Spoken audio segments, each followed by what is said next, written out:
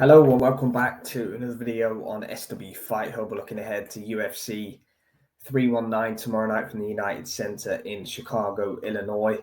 Really interesting co-main event. It was blank, it was empty, it was vacant for a while, but we got the announcement not so long ago, a couple of weeks, that Lerone Murphy was going to be welcoming Aaron Pico into the UFC octagon. Obviously, Pico, remembered for being one of the hottest talents in MMA when he came onto the scene in Bellator, took a few crushing defeats, but was also handed out some highlight reel knockouts. Lerone Murphy just on an absolute tear. Say tear, he's winning fights by decision. I'm sure that doesn't sit too well with the hierarchy at the UFC, but he's getting the job done and he's winning the fights, and that's all that matters at the end of the day. You can't be too many away from a title shot at 145 now.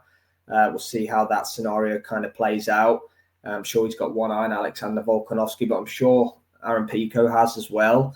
My take on the fight, if Lerone Murphy can do what Lerone Murphy does, he's going to win the fight. Dan Ige had him down and hurt. If Pico lands anything significant, it's going to be trouble for Lerone Murphy, but if he can use his movement, use his elusiveness, the UFC's different level to PFL and Bellator. We've seen that recently with Patchy Mix and Pitbull. I'm not saying that they weren't matched up against tough fights, but this is a tough fight as well for Aaron Pico.